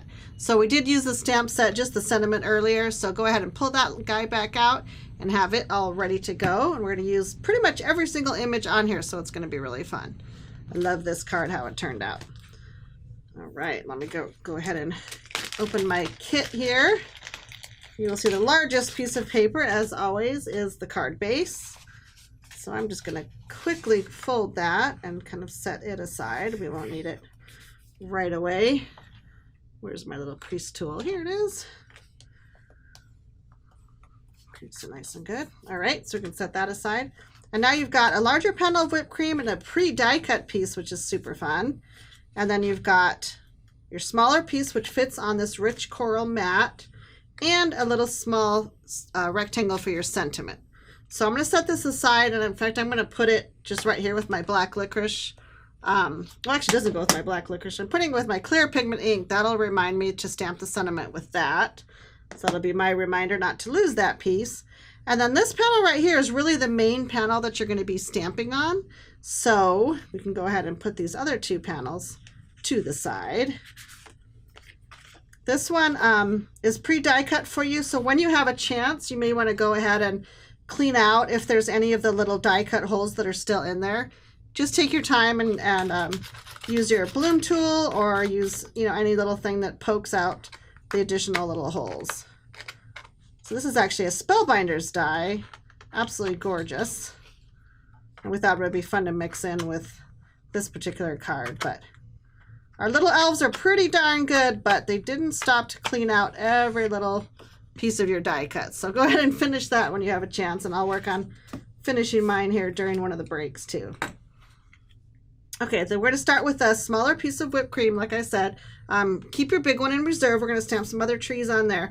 But I wanted to start with this one because two of the trees that we're creating for this card are going to be right on this background piece.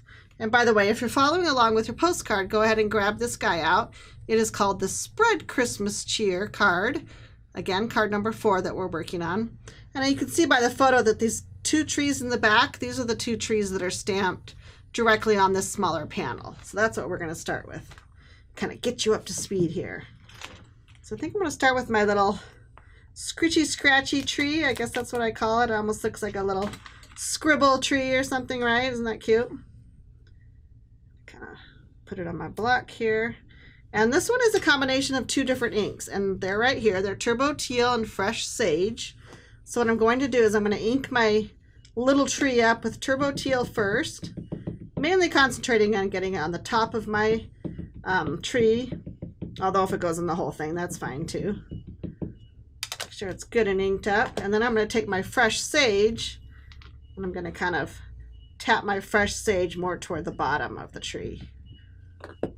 This looks like it's got a little bit of extra ink on here, so I'm going to do a little test stamp. Just make sure. Oh yeah, I think I got a little too much Turbo Teal at the top there. There we go.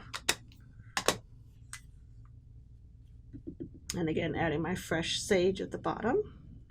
These two inks are just really pretty together. They just kind of make a little pretty blend of what I thought was maybe kind of evergreen.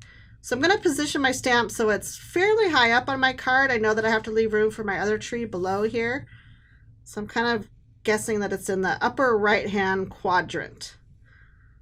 If you're a math nerd, you will know that if I divide this up into half and in half again, it's just pretty much right there where those two trees, or where those cross points meet. How's that for some fancy nerd math, Roy? Do you like that? I'm riveted over here. He's like, I'm fascinated. It's so cool. Oh boy, that's funny. Okay, so then the next tree that we're going to do is this little stacked up model. It's almost got like, you know, 3 little solid pieces right there. Get it on my block the right way there. And this one is also 2 different colors, but now we've got 2 other greens. I thought, we're gonna make colorful trees, you might as well go for it, right? So I've got lemongrass and limeade. So I'm actually gonna ink up my, actually, I think I'll use the lighter green first. That makes sense. I'll do the lemongrass first. Usually when you're doing blending 2 different colors of ink, it is nice to use the lighter ink first. So make sure that's loaded up. I'm gonna do a little test guy. Ooh, yeah, that's pretty. I'm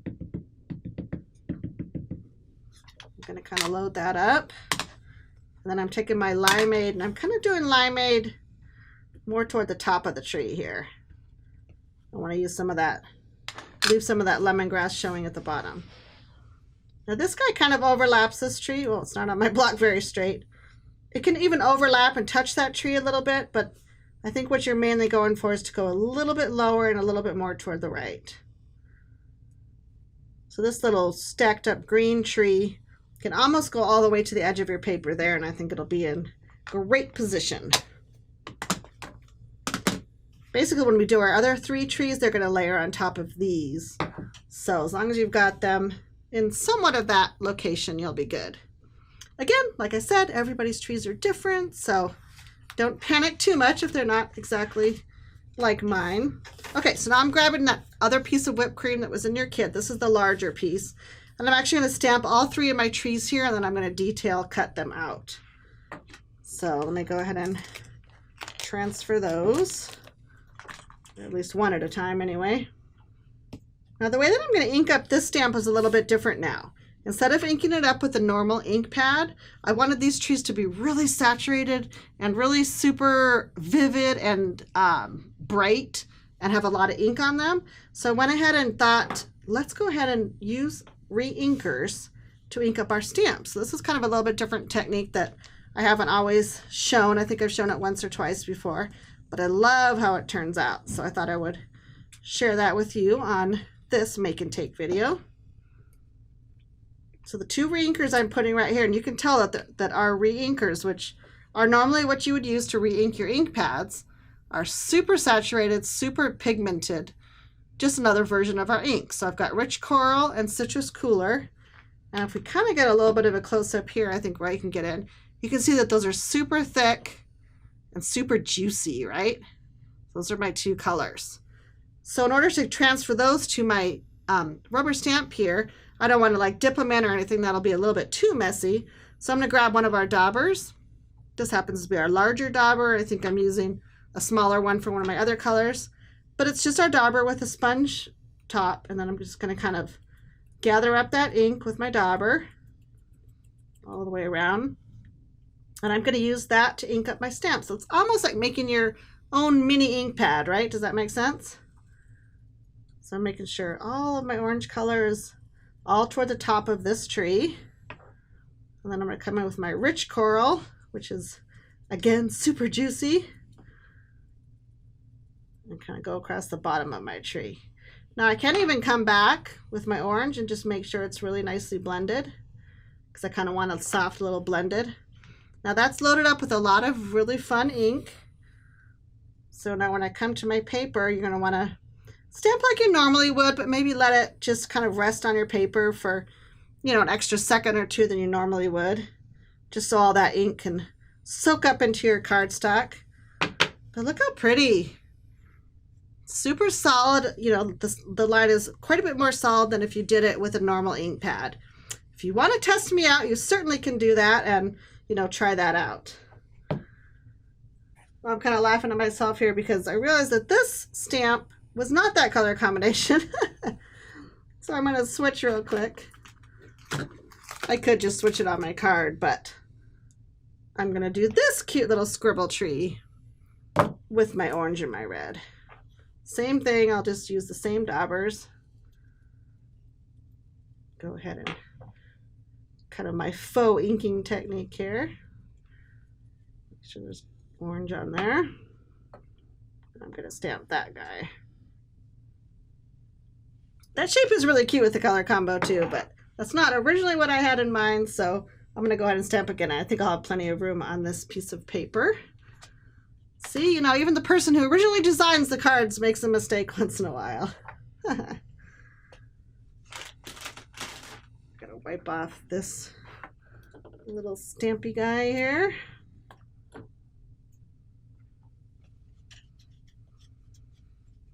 We have our really good ink cleaner too that I'll use at the end of my day to clean all of my stamps really well. So this little tree, I'm going to switch to a different color combination. I'm going to use two shades of blue. So I'm going to use Catalina Splash and Beach Breeze are the two re-inkers I'm using for this guy. And I always do shake up my re-inkers just a little bit just to make sure that the colors are mixed really well. Sometimes because I don't use my re-inkers tons, you know, they sit on the shelf and I could always use a little shake. Ooh, isn't that Beach Breeze pretty? Love it. All right, so I'll start with my lighter color, which is my Beach Breeze. I'm kind of getting this one all at the top of this stamp. Make sure it's on there. And then my Catalina Splash is going to go toward the bottom of my stamp. Isn't that pretty? You can kind of already see how it's blending in on the stamp itself. I love it. All right, I'm going to turn my paper so I can make sure I have enough room here for my biggest tree. So again, this one is Beach Breeze and Catalina. There we go. Isn't that gorgeous? I just love how really vivid the ink turns out with this technique. Right. One thing I would recommend is when you have if you are using your ink block for a palette, you know, go ahead and wipe it off pretty good. But I am going to bring in some of our stamp cleaner. I'm going to set my cardstock aside for a minute. So this is our True Fusion ink cleaner. And I don't always show it on my videos a lot, but it is an amazing cleaner. And this will not only clean your stamps, absolutely perfect. It will also take off any extra ink. So see, I have a little bit of ink on that block. I'm going to go ahead and I'm going to hold it up higher so I don't get on my card. See if we get an over the shoulder shot, right? I'm just going to put a little spritz on here. Doesn't need a whole lot. And then to wipe it off, I'll go ahead and grab just a regular towel. I don't need to necessarily use a baby wipe or anything. But look how clean and gorgeous that is now. So pretty. So if you don't already have some of our ink cleaner, right here, put the cap back on, definitely something you might want to look into checking out because it is absolutely the best cleaner out there. Okay, so for my last tree, I'm going a little bit crazy. I'm putting 3 different shades of ink on my block. I'll use my bigger block for my stamp this time. So this is your polka dotty tree with all the fun little dotsy doodles on there. And this time I'm going to be using, I'll grab another block here in case I need to. I'm going to be using 3 colors of re-inker. So I've got one of our brand new ones, which is Rustic Rose. That's one of our new colors here at Fun Stamper's Journey. And then I've got Lavender Fusion for the bottom of my tree and Watermelon Fusion. So these are the 3 re-inkers I'm using now. I'm actually going to put Rustic Rose at the top. And again, I'm pouring out puddles, you know, maybe about the size of a dime or a little bit bigger than a dime. It's plenty. Especially if you're using a foam dauber that you've already got saturated with color.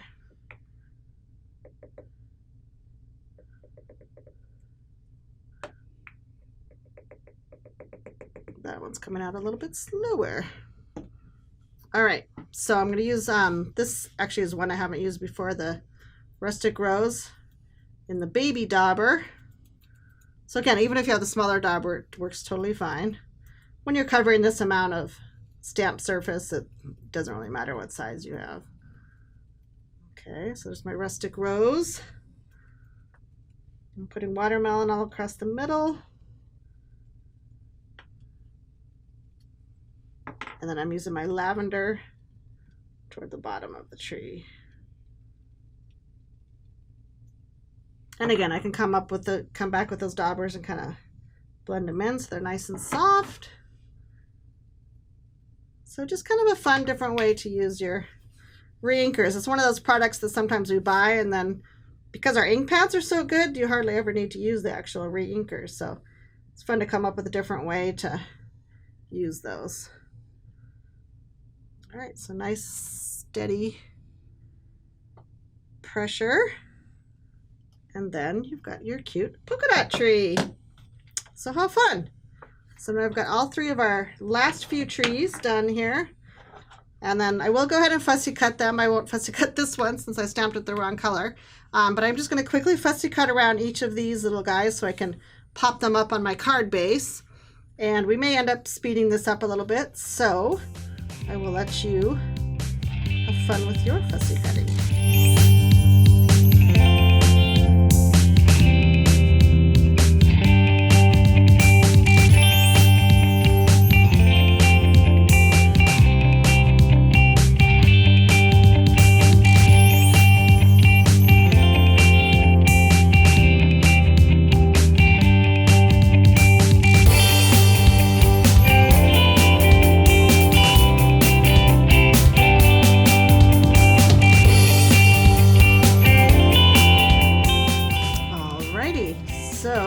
Some darling little trees fussy cut, and I was looking at my trees and I was thinking, you know what, they need some little tree trunks. So I'm gonna go ahead and grab 2 of my little tree trunks here. By the way, if you didn't know, that's what those little dies are. You can see that they've got tree trunks here. They are separate stamps, so you can do them, you know, different colors. If you wanted to stamp it brown or something like that, you absolutely could do that. But I'm going to stamp one for my blue guy in Catalina Splash. the right inker here. I've still got quite a bit of ink on my sponge, but just in case. Oh, I was looking for my little block. Here it is. My little D block.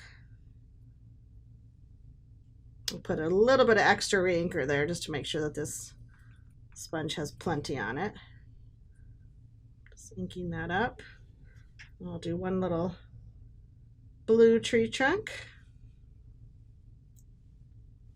And then I'll do my other little guy with my citrus cooler, which I still have out here. Actually, you know what? I'm going to do it red. Got more red at the bottom of that tree. So rich coral.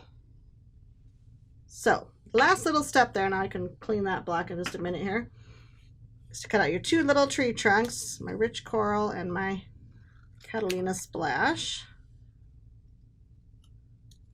And before I adhere my two trees to my card, I'm just going to glue these little guys in place. This one doesn't need a tree trunk because it doesn't really show.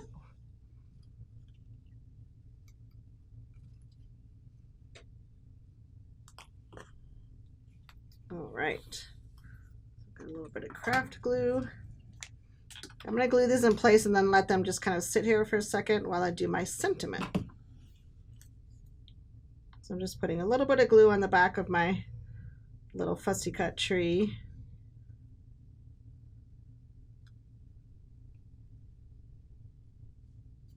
And then kind of getting it in place, which again is why I like our craft glue, because you have about a minute to move it around. All right, that one looks good. And then this little guy needs our little rich coral. Have you ever seen an orange and red Christmas tree? Well, you have now.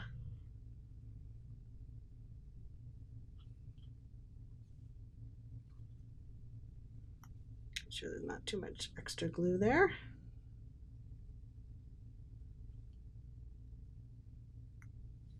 All right, so there's my little trees and there's that guy, and then I'm going to go ahead and bring my clear pigment ink in now and work on my sentiment.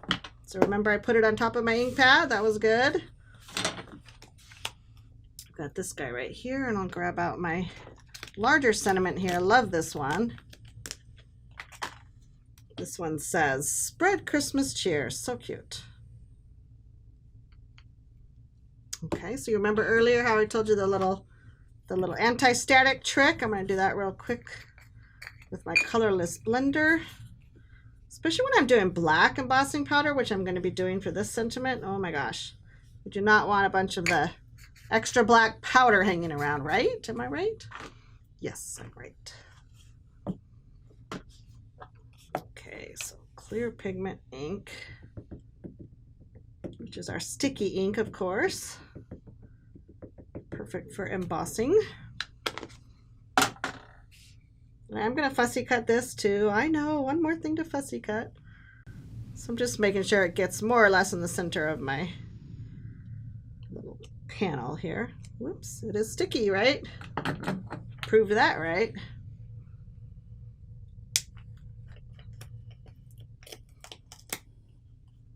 Got my black embossing powder here. I really emboss a lot with white powder. I don't use black as often, but I do love how it turns out. So shiny and pretty. Oops, didn't get my end here quite enough.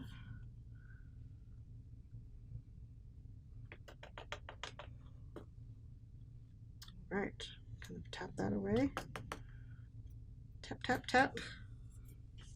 Looks like I have one tiny little piece that's kind of hanging out here. It's more like a fuzzy, I think. Make sure there's enough powder on there. The black, you want it to be really nice and glossy. All right, let me scooch my extra powder away. You didn't see me do that, right? Now we'll heat it with our heat tool.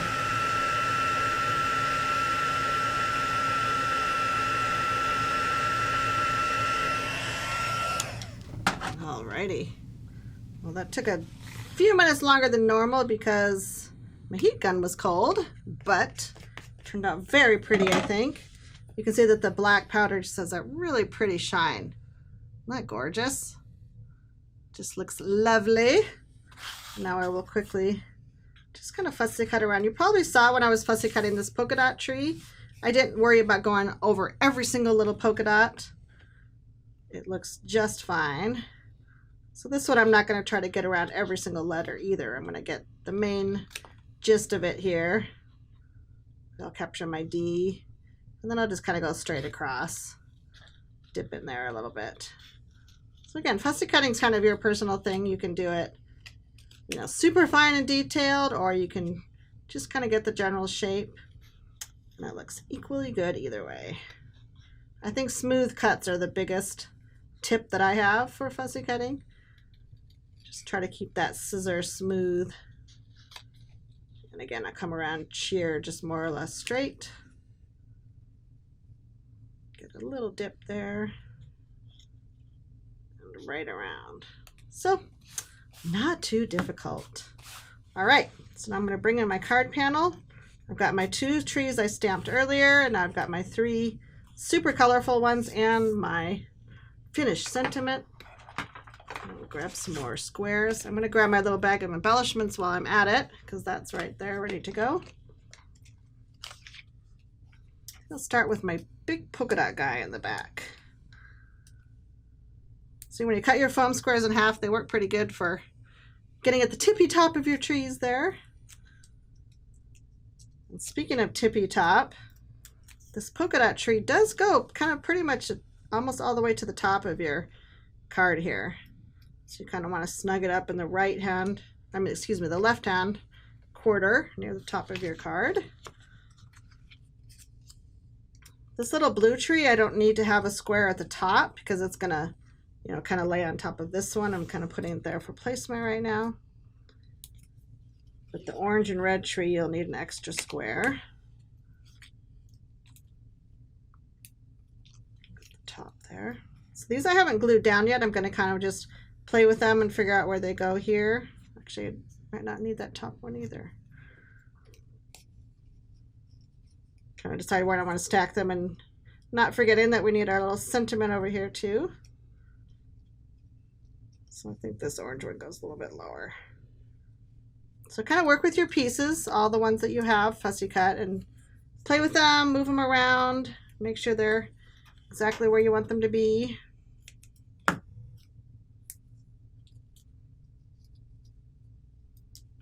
And go ahead and pop them up with your squares. Give your card a little balance. I'm going to start by adhering my sentiment, because that's going to kind of go right between these 2 trees. I know that that's a for sure Z right there. Tuck this guy in. Somewhere right around there. And this one's going to go up a little bit higher and kind of overlap. There we go. I'll put a little bit of glue under here. Just a smidge so it lays down flat. So how fun, right?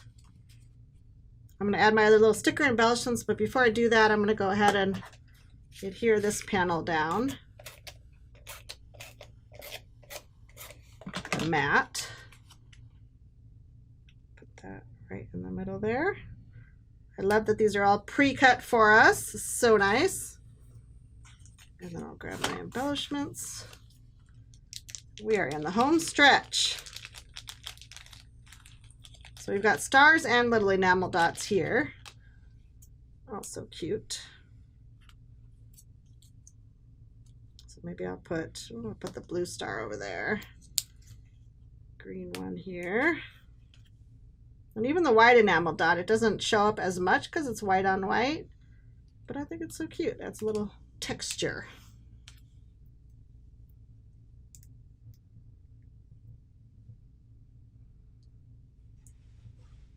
Okay, this plastic's super tiny. There. I love that they're dots and they kind of echo the look of this stamp set with its little more graphic-y look. One more dot somewhere down here. So then it just kind of sprinkles them around, kind of spreads them around. And I think it kind of keeps your eye moving around the card in an interesting way. All right, so now I'm going to take my die cut and I'm going to finish poking out my little holes. We'll probably speed this up for the finished video. So take some time to do yours too.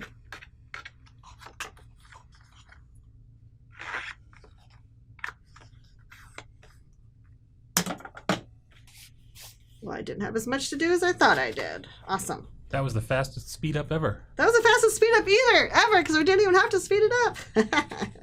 That's funny. Okay, so this panel is popped up on my card base. So I'm going to go ahead and grab more of my foam squares. This will probably be the one we'll have to speed up, right? All these little foam squares. And ta-da! Dun, dun, dun, dun. Okay. So I love the white on white look at this. It's so crisp and clean. And then you had your finished panel on top, which adds that lovely pop of color. Right. It just fits perfectly right inside your little cute hem stitch, which, by the way, I didn't tell you the name of this die before. This is our hem stitch rectangles. Oops, I gotta make sure I get it straight on there. And it is listed on your postcard too. So there we go. Ta-da! Beautiful. Good job, you guys. I hope you had fun with that little fun, different inking technique with the re-inkers. I think that was very fun for me anyway. Okay, I'm going to go ahead and pause the video right here, and then I'm going to bring all 4 of our cards in so we can give ourselves a giant pat on the back, and I will be right back.